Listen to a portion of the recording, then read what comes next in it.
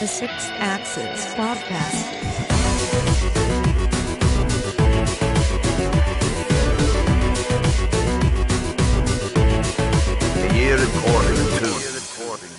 Hello and welcome to another entry in our Year According to series, the podcast. As per usual, I am your host, Chris Lipscomb. If you haven't been listening to this series, why not? But it is a series of podcasts where we look back on 2015 with a series of developers and people from the gaming community and people from TSA stuff. My guest today is one of that latter category. It is Aran Suddi, who is one of the co-news editors at TheSixthAxis.com. Say hello, Aran.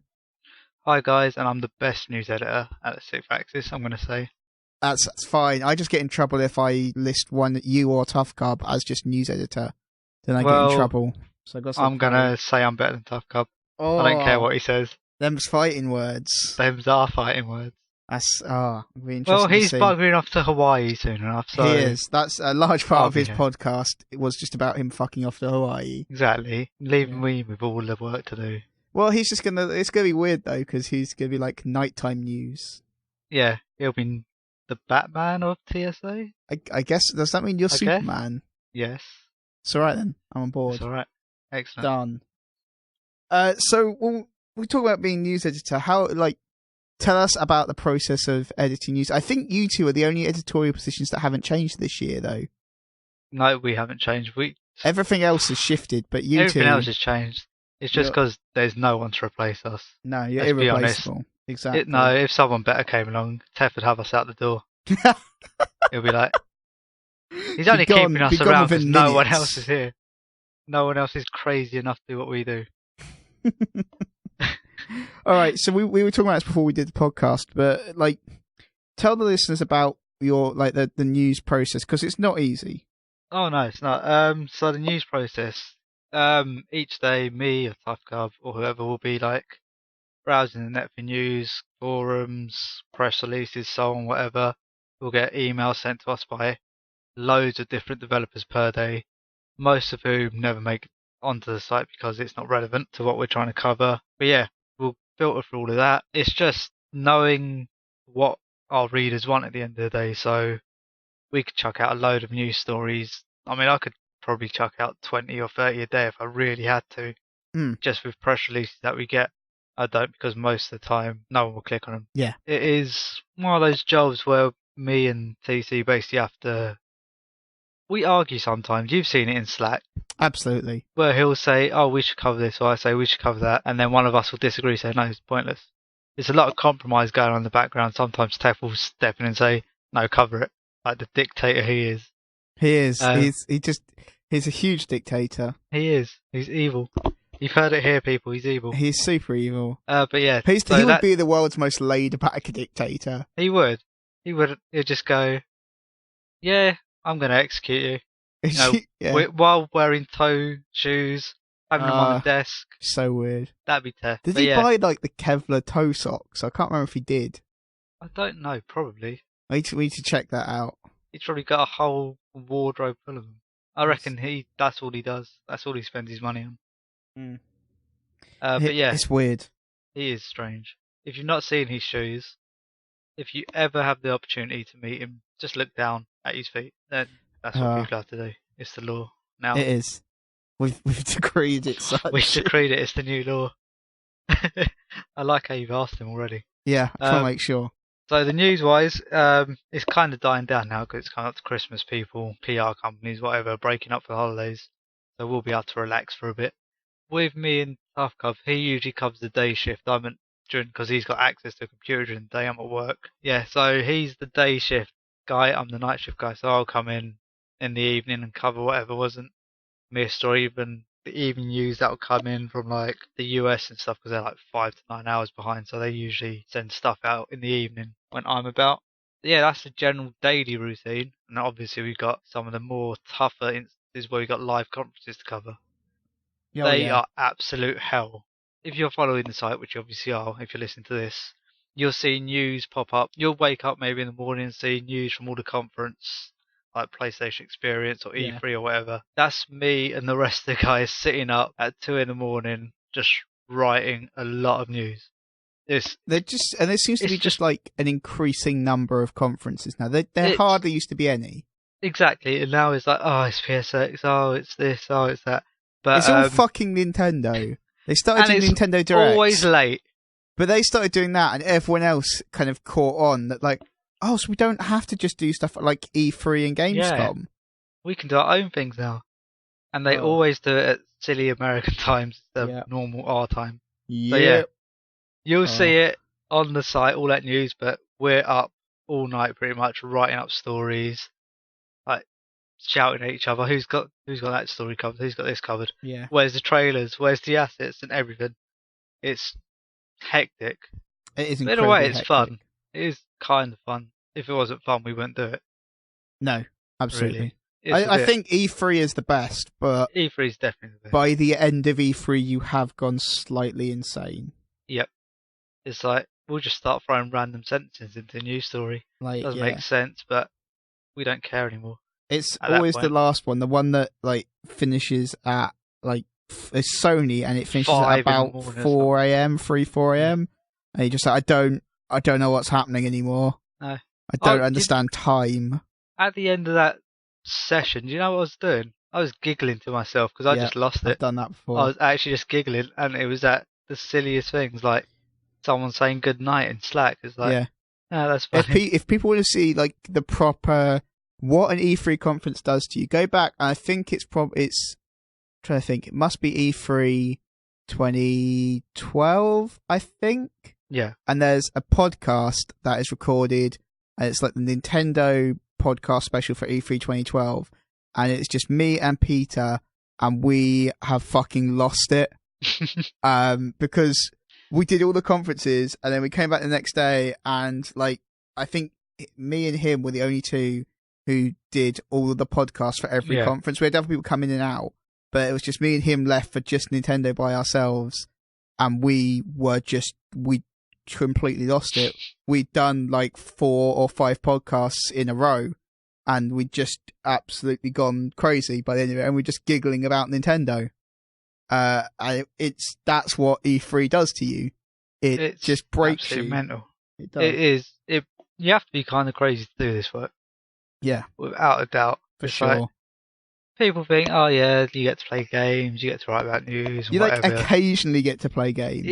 I spend more time on the site than I do playing games. Yeah, you play a lot of games. Like, I genuinely, I would play more games if I did not make a podcast about games, because I'm too busy making podcasts about games to play games. This is true. But this year I've been making that effort. I've got my chart this year for the first time. You do, yeah, it's crazy. Where I've been trying to play as many games as possible. I think I'm up to 55 or 56 games completed.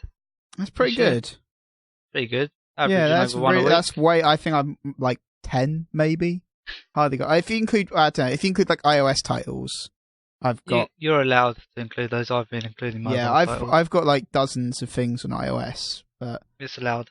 Yeah, but a lot of those aren't like, because those are the kind of games where you don't play it to completion. You know. Yeah, yeah. It's the kind of not saying I'm literally playing Freeze, but the kind of game like that where you're just playing the same game a bunch of times, but it's not like a narrative progression or anything. Okay, yeah.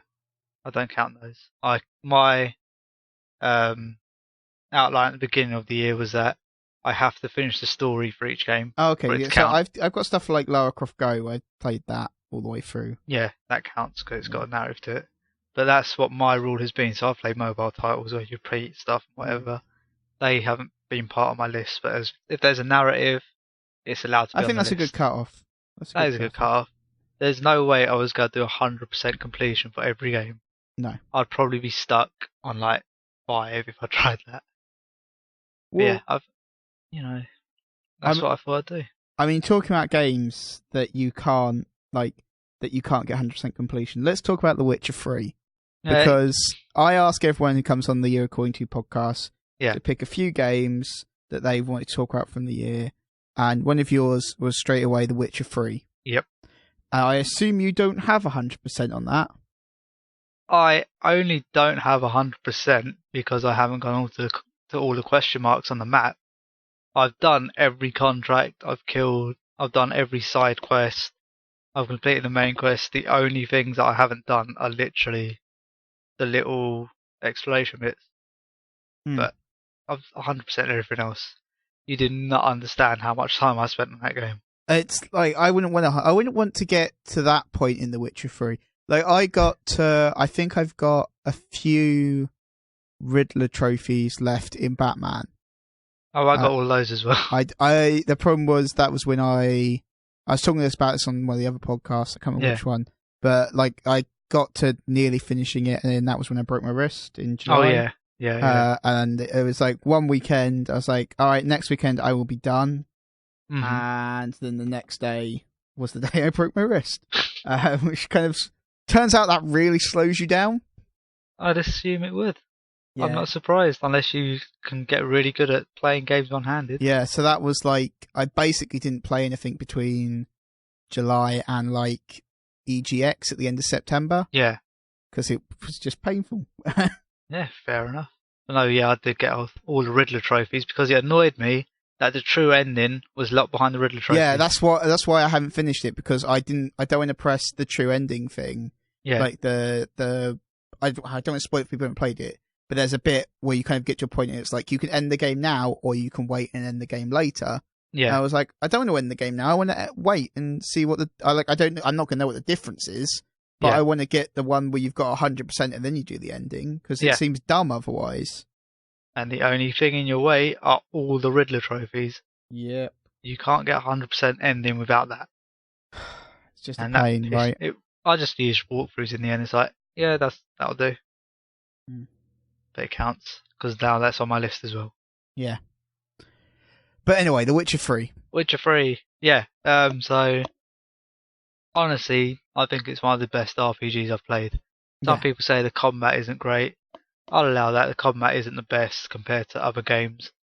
But in terms of story, narrative, the branching lines, even the side quests, it's amazing. Some of the side quests in the game outdo main story campaigns in other games. It's just, yeah. The first time I went into it, I was kind of blown away. Like, you go into a place called White Orchard. So you're thinking, okay, this way the map starts. It's kind of small. It's a little village area. You're running around doing a couple of quests. And then it opens up to this huge world. And you're like, oh, so that's the true size of the game. But even then it doesn't stop. So you're running around this whole, pretty much country. Going from the war zones into the woodlands, the towns and whatever. Even little villages all over the place. And you go, okay, this is a huge map. And then they introduce Skellige, which is another huge island with actually a group of islands which are off the coast of this continent. And that, I mean, the main continent looks great, but Skellige looks fantastic. It's kind of based on Celtic, Scottish, and all that kind of history. Oh yeah. And you go over there, and there's all these wildflowers growing, like forts in hills, forts in cliffs and whatever, and it just looks fantastic. Like, you've got snow-capped mountains and all over the place, and doing battle against monsters in those areas just looks amazing. Now, I did like the monsters as well, because in most RPGs you'll be given a quest to kill something, you go off and kill it. In The Witcher 3, because your main job is a hunter, you're hunting down the monsters.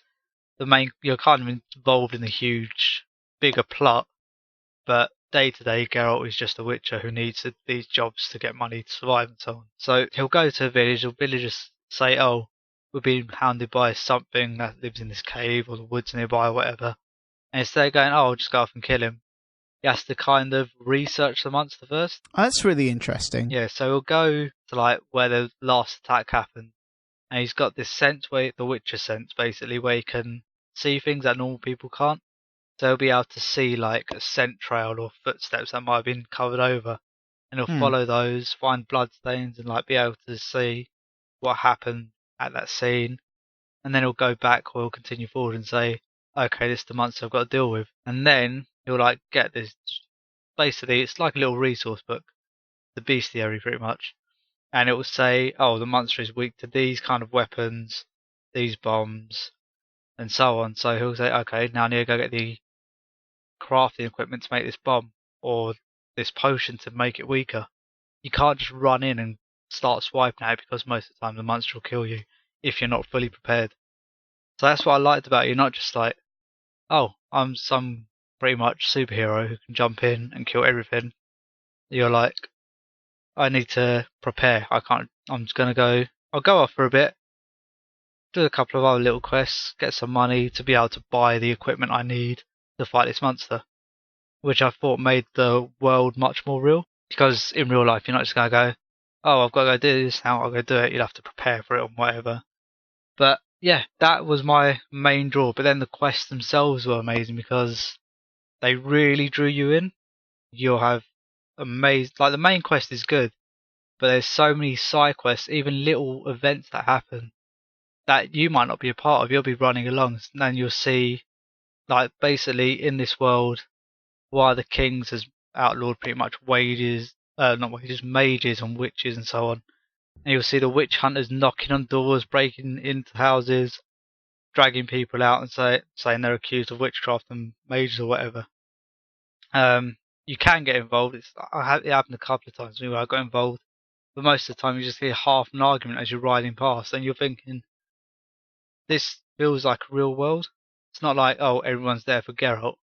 It doesn't matter if Geralt died the next day, the world will continue without him. You're not the central character, you're just someone. Because most of the people most of the residents of the Witcher universe despise witches. They're seen I'd heard this about the universe. So they're seen weird. as abominations because what it is, they're children that are taken when they're younger and like put for all these trials and transformation stuff. Most kids who go through it don't survive. Those who do become a bit more superhuman, so they get the Witcher sense. They can do a little bit of magic. They're not powerful at magic, but they can cast maybe a small fire spell or give themselves a shield or whatever. But yeah, most people see them as abominations, but only to be basically approached if they need help. Other times ignore them, or even some people will shout racist slurs at them, swear at them, or whatever. But yeah, it's an interesting dynamic because in most games such, you're treated as the hero. You are the central figure. You're the one who everyone looks up to and whatever. Yeah. But it's nice to see a universe where you're not that, where you're just someone who's eking out their own living, who happens to get dragged into things that they really don't want to get dragged into. And then, and still seeing this whole world going on around them. It's like, you could go to a village, which I was riding because there's a war going on in this area. And I was just riding along. I think I saw this village before, but a few days later I rode through it and all the houses are burnt down. People were crying and stuff. I had nothing to do with that. It's just the wider effect of the war, where people's lives were ruined because a raiding party had come through and burnt their crops, burnt their houses, and whatever. It's like, you'll see these things and you'll just think, CD Projekt Red, who have made the game, know how to create something. It's something that other RPG makers really need to look at, because in most games you're like, say Skyrim for example. I love Skyrim, one of my favourite RPGs, but at the same time you are the main hero and people don't really react to the world around them. No, so this does, like you're saying, Taylor, it sounds like they're building a full world around you. A full world, yeah. So you're like just one person out of millions of people. It is a full world just built there with people with their own problems, their own success stories, and so on. Most of the time, you won't know the motivations of most people who just go out there, run into someone who needs a job done, you'll do the job, and off they go. You might never run into them again, or you might run into them again, and there's someone who actually had a plan all along that involved you, which is more to do with the DLC, which I don't want to ruin because most people wouldn't have played that yet. But if you have played The Witcher but haven't played Hearts of Stone, that is one of the best DLCs I've ever played. It's about 10 hours long and introduces a whole load of different gameplay elements to The Witcher in general, and introduces what I think is one of the best villains in any game. But yeah, so it's my personal game of the year.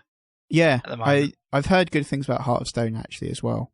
It's an amazing experience because it introduces another area into the game and this whole storyline for love, betrayal, the nature of man, and it's just crazy. And it's one where you can never really trust any of the characters and you don't until the very last scene. It's crazy, just the depth in that game, I suppose, and the size of that game is ridiculous. It's huge. I put literal days into this game. I've run around pretty much almost all the map, but there's still areas I haven't gone into because I just haven't had time to go and explore everything. Even now, I'll find some areas where there's a month. Well, I've completed all the main monsters, but there might be some creature dwelling that's really tough to beat, so I'll just run away for a bit until I'm stronger and might go fight it again later. But it is one of the games where you could just avoid combat if you want to just ride around to different places. That's what I did sometimes if I didn't really want to get involved in a huge, fight or something. I'd just go and play, I don't know, go do horse racing for a little while, or just ride around, or just whatever took my fancy, I just go do it. But it's nice to have a game where you kind of just explore nicely, but at the same time, you feel as if you're part of a bigger world. Absolutely. I mean, everyone wants that, right? That's just key to the whole thing.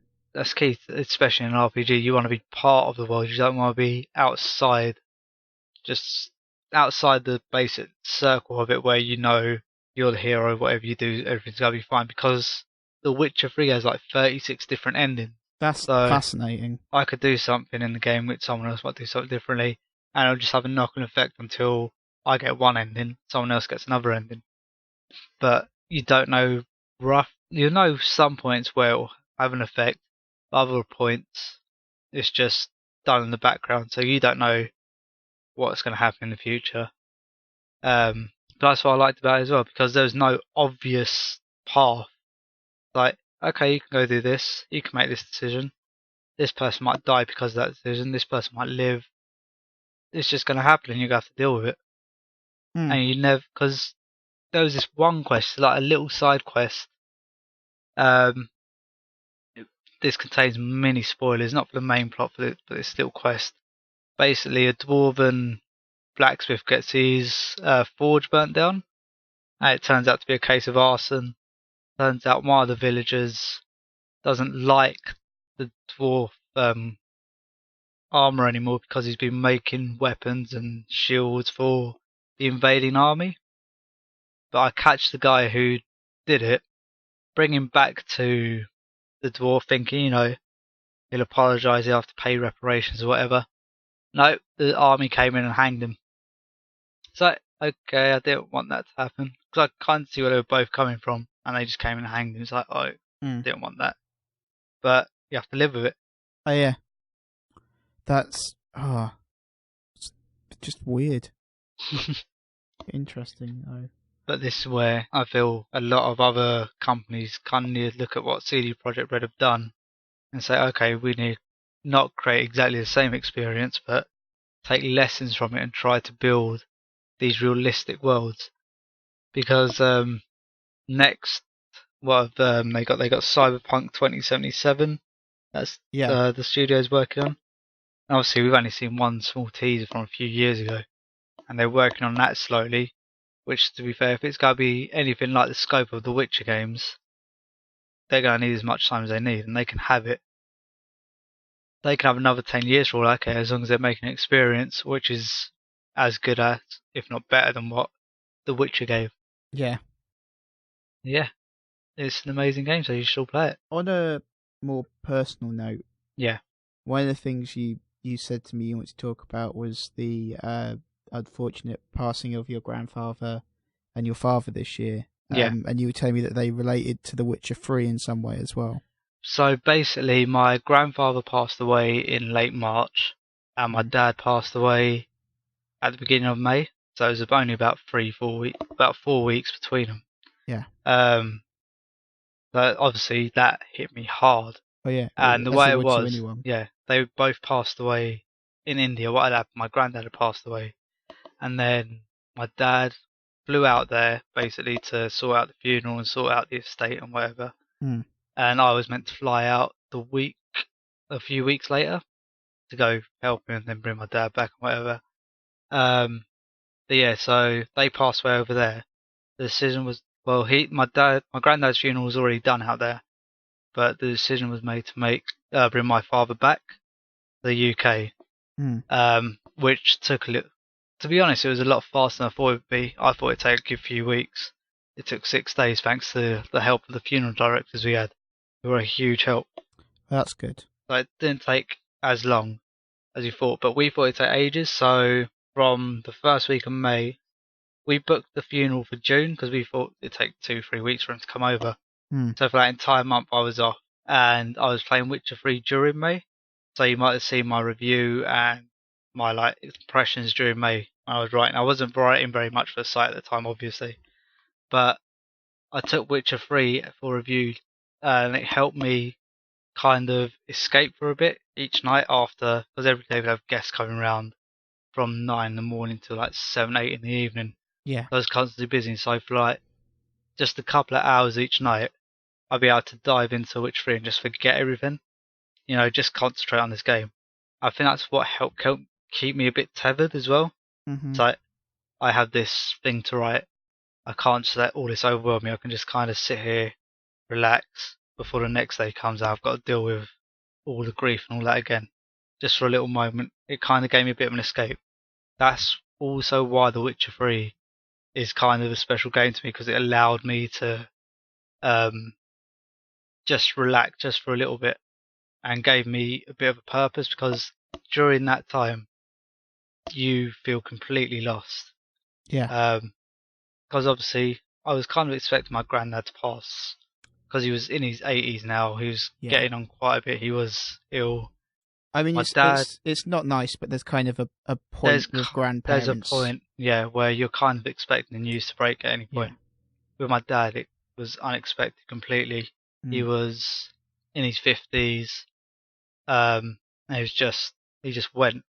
It was probably a combination of the stress of dealing with his dad's loss. Yeah. Plus, he wasn't entirely well himself, and it just all kind of got him all at once. But yeah, so I was kind of feeling really lost, really grieved, obviously. So that kind of kept me a bit grounded, because during the day, basically would just pass. I wouldn't know most people coming and going. Yeah. I'd just kind of sit there and let them talk to me. I'll talk at them, not really paying attention. No. Then I'll be able to rest in the evening, just put my 100% focus onto this and onto The Witcher 3 and concentrate on their stories, and just, it was something that I needed. Something, I think, during that time, what people don't tell you really is that sense of loss you feel. Yeah. Like people say, oh, you feel lost, whatever, but you don't realise what they mean until it happens to you. Yeah. Because I could have quite easily just stayed I took a month off work. I could have just stayed easily in bed for all that 4 weeks. Yeah. And not cared. But it is that kind of heavy loss that I couldn't really deal with if I didn't have something just to focus on. And Tef giving me the review was like someone saying, look, I know you're going through all of this, but here's something for you to concentrate on. Just do what you can. And it's like, okay, I've got a sense of purpose now. Let me just do this. So, no, I let that kind of hold on to me for a bit. But yeah, it's been a tough year, to be honest. I'm not surprised. It's not, it's never easy when that happens. No. It's definitely the worst experience I've ever had in my life. Yeah. Now I've gone through it, I feel like I could do anything. I don't care. I could go out and do whatever, because nothing will ever make me feel as scared or as uneasy as that did. No, like grandparents are difficult, but I can't imagine dealing with a parent. No. Like, that's horrible. Yeah. It was absolutely, because they're the ones who teach you everything in life. They take you to the park when you're younger. They take you places. They provide for you and so on. To lose one of the biggest pillars in your life is the hardest thing you will ever experience. I'll tell that to people now. You could go through so much other things. But to lose a huge support pillar, it might be a parent, it might be a friend, whoever you count in your life as someone to be that person you lean on. When that's gone, it just hits you hard. Once you feel that, there's no lower you can get. Yeah. There's absolutely no lower that I can imagine going. So from there, you can only go up. People say, oh, you'll move on. You move on with your life. You don't really move on with the grief and so on. Like, I'll sit there in silence sometimes just thinking about him. Little things that remind you about him. So it's just something I've had to deal with. My family have had to deal with. We'll just move on as best we can. But there'll always be grief there. So yeah, absolutely. Yeah. And I think eventually grief changes and modifies, but it never goes away. No, exactly. It's something it'll be there at the back of your mind 24/7, but you can't let it control you. No. I still have to get up for work every day. I have to go out, do things, pay bills, help provide food and for the family and whatever. You can't let it beat you in a way. You have to just get up and keep going. Otherwise, if you let it beat you, it's kind of, in a way, see it as a bit disrespectful to the person who's died, because I know my dad wouldn't want me curled up in bed just feeling sorry for myself. He'd tell me to get up and just get on with it. But yeah, so it's a year that has been pretty tragic for myself and my family. But as I said, it's something we've had to deal with, and we'll continue dealing with it as best we can. I think there's something important to be said, though, about, as you were talking about The Witcher 3, about the escapism that games can provide. Definitely. And it's very powerful. It really is. During that time, people say, oh, you need to be grieving 24/7 or whatever. If you ever go through something like that, deal with it how you feel is best. That's my advice to everyone.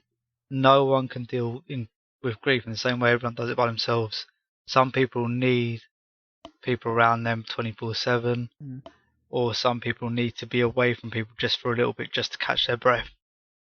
Whatever way you feel comfortable in dealing with it, deal with it in that way. Don't let people say to you, you have to deal with it like this, because that doesn't help you. Otherwise, if you're dealing with it one way and someone says, oh, you're doing it wrong, it makes you feel really bad. So, just deal with that how you feel is best for you. Absolutely. Yeah. All right, let's talk about space. Let's change the tone. Let's talk about space. Let's talk about Lost Orbit, in fact, which is another one of the games you've picked. It is one of the games. I don't think it got much attention when it came out, but when I reviewed it, I gave it a really good review. Basically, it's a game where you're kind of a guy who fixes satellites and stations or whatever out in space, and you get cut off from your ship. So you've got to make your way back home. And you've got a little robot to kind of help you, who guides you all the way. And you're using the gravitational pull of planets, little wormholes to try and get through. And all the time you're trying to avoid meteors and so on. It's actually just a really fun game. Nothing too serious. It looks amazing. It's kind of hard to explain. So it just looks amazing. It's not something you can say, oh, it does this, this, and this. You have to really play it to appreciate it. I don't think avoid 'em ups are really a big genre. You got shoot 'em ups and bullet hell and so on. This is kind of the opposite, where instead of shooting everything, you're trying to avoid everything. You're trying to avoid the rocks that are hurtling towards you. You can't fire them out of the way because you've got no weapons. You're just boosting through as much as you can, trying to plan your path through. It's not a long game either. You could do it in a few hours. I think the soundtrack was perfect for it. The way it was constructed was perfect for it, and there's some humour in there as well, which is just really funny. It's funny in kind of a morbid sense at times, but it is funny. I just thought it was brilliant the way it was done. I feel like it was a game that should have got more attention than it did. Yeah. It's just, so if you're listening, go find it, give it a go. Don't think it costs that much. Anymore, I think it's like £8 or something. But for a few hours of entertainment prize, it's worth it. And obviously you can play it again, try and beat your times and getting through different stages, upgrading your equipment so you can do different things.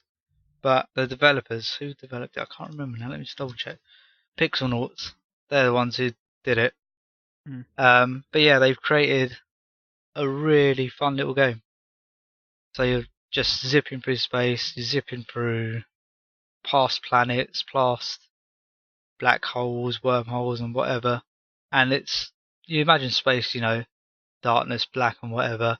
But you go through different areas which are their own like color schemes. So you got green areas, bluey ones that kind of simulate the sea, red fiery areas with like two suns burning.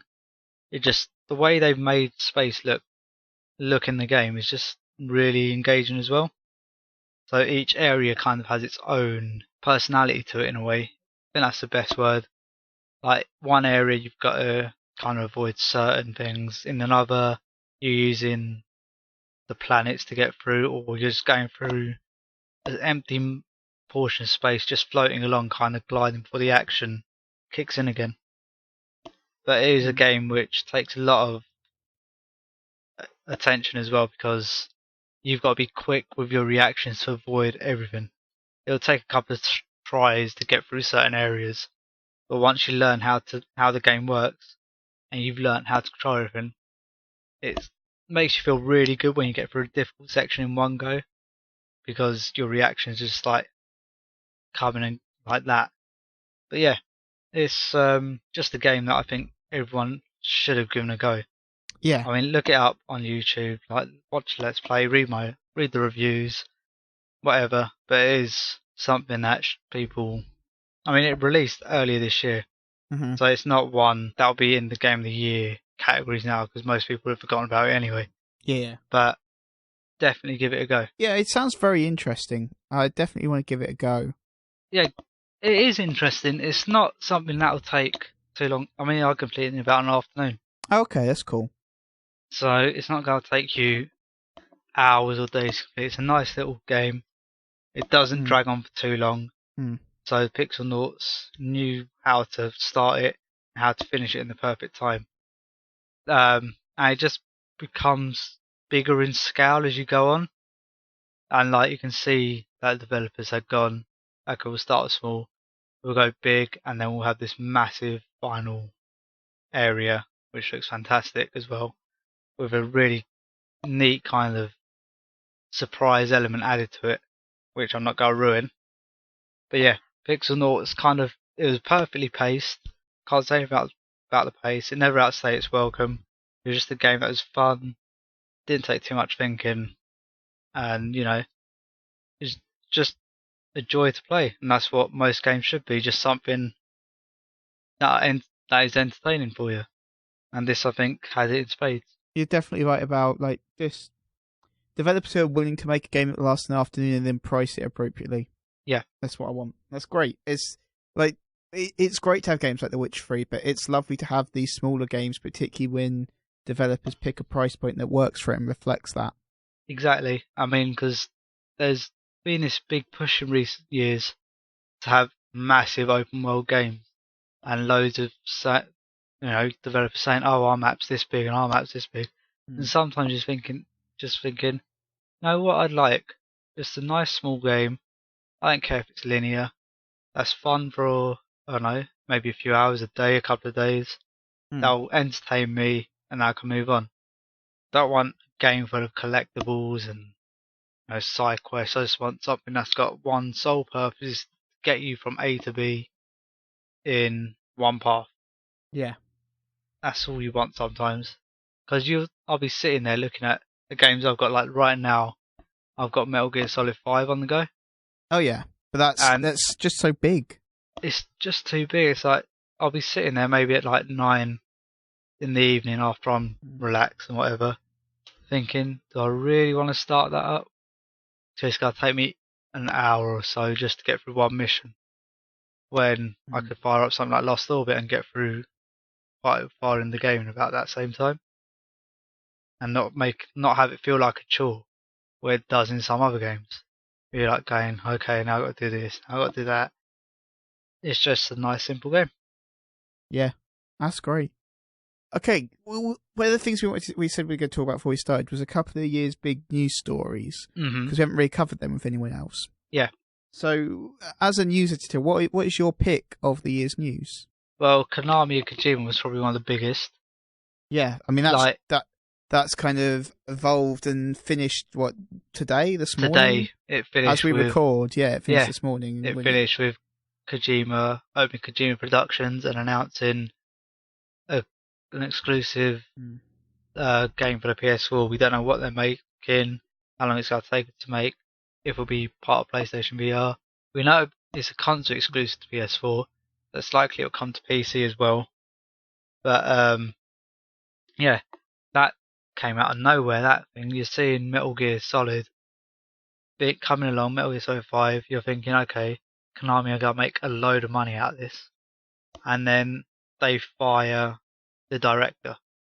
Pretty much said, yep, you spent a bit too much money, we don't like that, you're fired. And this is a guy who's created one of the biggest gaming franchises in the last few decades. Yeah. It's not just like, oh, it's been a couple of games in the last 2-3 years. This has spanned console generation. No, this is what, since like 97, 98 was the first Metal Gear Solid? That's the first Metal Gear Solid. Obviously, you've had the older Metal Gears that came out. That's but not Kojima. Metal Gear Solid on PlayStation original was the one that cemented, it started off the whole franchise properly. Then you have Metal Gear Solid 2, which was fantastic. Metal Gear Solid 3, Snake Eater, which is just as good. Metal Gear Solid 4, which was more of a movie than a game, but still good. And then each time it's proven that Kojima has this vision. It's a strange, convoluted one, but it all ties off at the end, and people are fans of it. Alright, so he lost Silent Hills. Konami didn't want to do Silent Hills with him and Guillermo del Toro for whatever reason. It got cancelled. But you'd never think they'd let Metal Gear Solid go like that. It'd be interesting to see what happens now with the franchise. It's not dead. No matter what people say, that's Metal Gear Solid 5 isn't going to be the last Metal Gear. It's too big for it to be the last Metal Gear. Yeah. But it'll be interesting what happens. It might be the last one for quite some time, though. For quite some time, but then you have the spin-offs like Metal Gear Rising, Revengeance. But it's just... Will people go with that now? I think the problem is that Konami have shifted their business model now. Yeah, they're more focused on, pachinko machines and... Yeah, and mobile as well. And yeah. They're looking more internally at Japan, where they rake in the money every day. Yeah, compared absolutely. To funding AAA productions. So they're still going to be making games. But aside from Pro Evo every year, you don't really know what they're going to be doing, because they've got a huge back catalogue of IPs they could use. Will they go back to them, or will they just say, oh, we're done here, or just eventually sell them off to someone else? Yeah, you can't leave something like Silent Hill dormant forever. I think it would take either a serious change to their financial situation or a change of senior management for them to really come back to stuff like Silent Hill. Yeah. At least as a AAA title. Maybe they'll do something with it on mobile. Oh god, it will definitely be mobile. But definitely. I just don't see them doing a real AAA title for it in anywhere in the next, say, 3 to 5 years. Yeah, I could see that, unless they suddenly have a change of heart. Yeah, but people complain and say, "Oh, they're leaving money on the table, etc." But they're not, because it's all about return on investment and judging the risk versus the reward. And they've looked at the numbers and they're going, "It's just not working for us." As much as I love games and I want to play awesome games, making games from their perspective is a business, and it does them no good if they go out of business making awesome games. Yeah. When they're raking in the money from the mobile market. Yeah, exactly. They can just pump out mobile title after mobile title. Yeah. And they'll make money from that, so. Yeah, when you've got much better rewards for much lower risks, and you've got a much better return on investment. So why aren't you going to go that way? I mean, a lot of people do see it just from, what we report and stuff. A lot of people don't see Konami and Sony as whatever as businesses. They see them as game providers first, businesses second. Yeah. What's the companies see them as is companies. They've got stakeholders and shareholders and so on. They have to please. They care more about the shareholders and how they feel and the value of the company. They will about someone on a forum complaining, oh, they've let this franchise die. Yeah.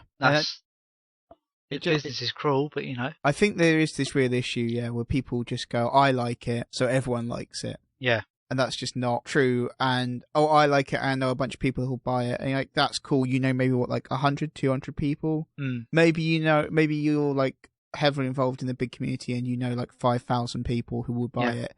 That is nothing. No. That's absolutely nothing. At least not for an indie game. 5,000 is not great, but it's not awful. No. For something like a Metal Gear, like a big AAA game, you need to be selling it to hundreds of thousands of people in the first week, really. Yeah, really, realistically. What was it? Rise of the Tomb Raider earlier, when that released in the first week in the UK, I think it shifted around 65,000 units. For a small studio, that'd be fantastic news. For Crystal Dynamics and Microsoft, people are saying, "Oh, this is flop."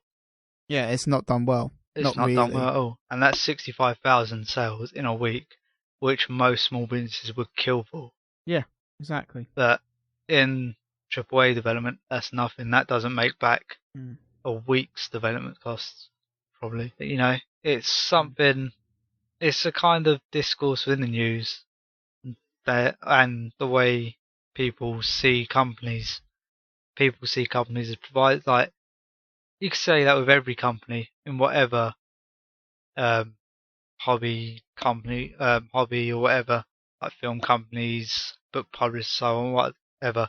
People say, "Oh, they're not printing this, they're not making money, that's easy money," when it's not easy money. There's a lot of work and investment that have to come in, which they might not break even on. But, business reporting isn't the strongest, biggest thing people pay attention to in general, so it's not a surprise when people don't understand it as a whole, in a way, but, it happens. It does. I guess one of the other big stories was all the Final Fantasy VII stuff, which we talked about on the regular podcast recently. Yeah.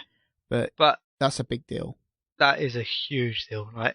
How many years have people been going on, "Oh, we want Final Fantasy Remake, Final Fantasy VII Remake," and then it was announced, and it's like, people going, "Did this happen? Are you serious?" I mean, know, right?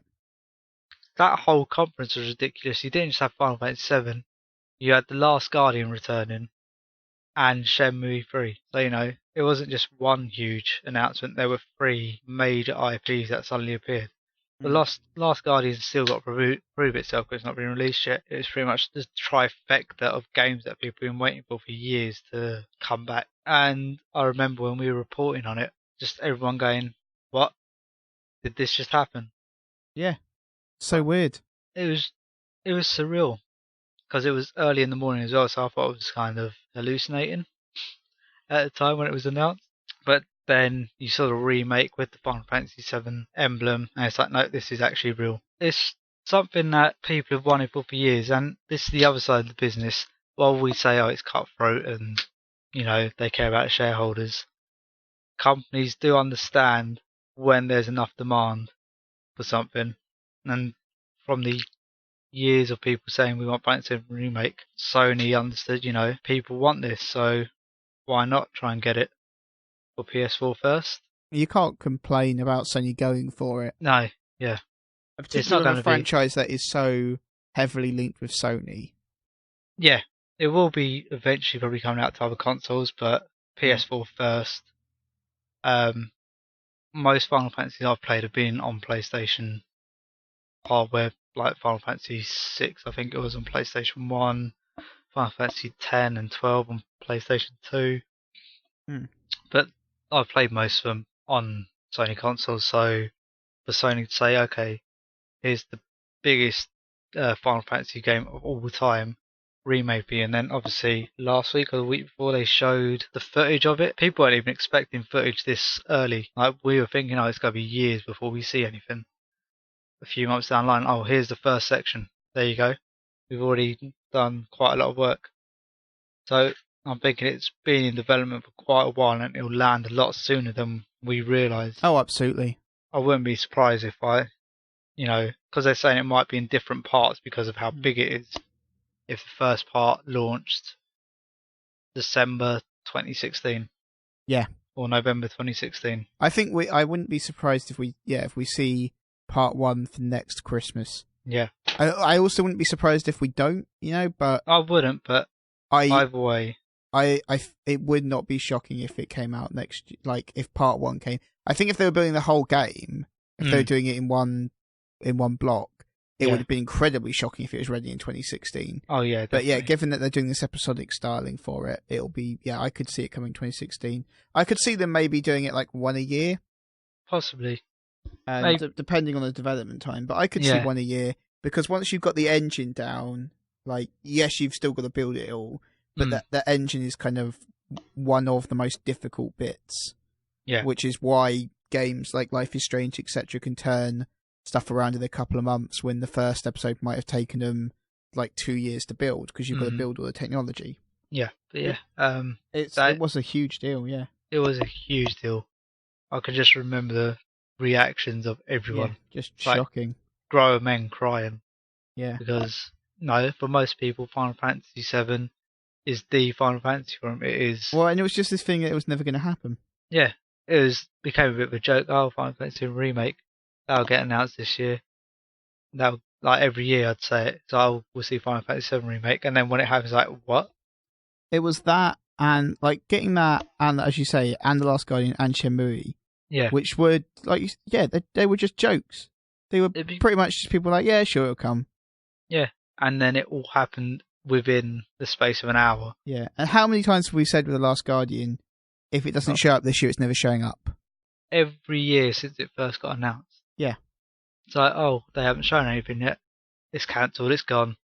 Every now and again, me or Tavkov will come across a bit of news which kind of confirmed it was still in development, but even then we'll be going, nah, it's not coming. It'll get cancelled quietly. And then there it was. Just surprised. Yeah, just amazing. It was amazing. Shocking. It really was. And it's definitely the gaming highlights of the year. Because even now, sometimes I'll go back to YouTube and just watch reaction videos. Yeah. As it gets announced live, just because I love seeing the emotion and the joy on people. Like, you just see this look of shock on their face. They just burst out crying. Oh, yeah. Fantastic. And it shows you how important games are to some people. Or to a lot of people. It's like, games aren't just, these things that you play and then throw away. They're experiences that, shape you and mould you and help you find like-minded friends or whatever. Yeah. Yeah. All right. Let's do the thing I have feared. Let's do it. Let's talk about Dropsy. Let's talk about Dropsy the clown. You creepy motherfucker. You know what? Everyone thought it would be really creepy. Like that trailer. Because it looked creepy as hell. That trailer did not help it whatsoever. Nope. But it is completely the opposite. It's a charming little game about a friendly clown. Is he friendly? He is actually friendly. All he wants to do is make people happy. Do you know what he does? He hugs people. He just gives them hugs. Does he hug them with knives? No, he hugs them with his hands. He's a gentle soul that people misunderstood. That's the whole... Like, one of the first things, he sees a little girl crying over a dead flower. And you know what the mission is? To find her a live flower and make her happy. And how does he find this live flower? He finds it growing in a field or something. No, on an alley or somewhere. And then he plants it for her. And she's all happy the next day. I feel like you're missing something out. I'm definitely not. Everyone's so cynical. And I was like, when it came up for review, it's like, you know what? I'll review it. Because I was thinking, this is going to be creepy as. And I played the first little bit and I thought, okay, it's not getting creepy yet, but it's got to at some point. But it never did. It's just a clown who suffered his own tragedy, and then he's kind of innocent, and some people take advantage of that. But overall, he just wants to help people. He lives in a world where things have gone to shit a bit, and he just wants to make people happy again. That is his sole mission in life. And he has a puppy. A clown with a puppy can't be evil. I still feel that there's something you're not mentioning. I'm literally saying it is not a scary game at all. It's not creepy in any way. Like, some of the other characters are a bit weird, but Dropsy is just a clown who wants to make everything better. And this is basically what the whole game, like, is. It's like, people think he's creepy because of, he's a clown. Because clowns are fucking terrifying, yeah. But it's like, oh, don't just judge him by what he's like looks like, or he's past or whatever. It's like, he just wants to help people. And that's all he does, Chris. He helps people in whatever way he can. Okay. And now you've got to play it. If you say so. I say so. And then you'll be like, oh, I was wrong the entire time. I don't trust you. I'll be honest here. That's well out of order. I trust you, Chris. Why don't you trust me? Because it just, your tone is that you're lying. I'm literally not lying. Alright, maybe I'll play Dropsy. If I play Dropsy, it's scary though. Yeah. If it's secretly scary, you're just trying to fuck with me. I'm not fucking with you. It's generally a nice game. Alright, maybe I'll play it. Maybe play I'll play it. And then I expect an apology. Okay. For you calling me a liar. Okay. Okay. Alright, how long is it? How long did it take me? About 6-7 hours? Okay. Yeah, about 6-7 hours. Alright. Alright? Maybe then. Maybe I'll give it a go and just be like, damn you, Aran! No, you won't be like that. You'll be, sorry, Aran, I called you a liar. You're the best in the world. I'll never doubt you again. Okay. That's what it'll be like. Well, I think it's probably time we should wrap things up. Okay then. Do you want to give out some social media bits? Everyone can do that. Okay, so my main one is Twitter. It's Aran Suddi, AranSuddi. That is my Twitter name, which is my name. That is your name. Because that's correct. No one else in the world has this name. I've checked. I'm the only Aran Suddi in the world. Just made sure. I did. Anyone else who came up with that name, they're gone. Yeah. Yep. They don't exist. Well, thank you for talking to you today, and particularly sharing the stuff about your father and your grandfather. That's okay. And the stuff about The Witcher 3 and how that immersion can just help people sometimes. It can, yeah.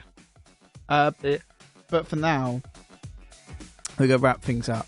Mm-hmm. We will be back soon with even more Year According to You podcasts. But for now, say goodbye, Aran. Bye. The Sixth Axis podcast.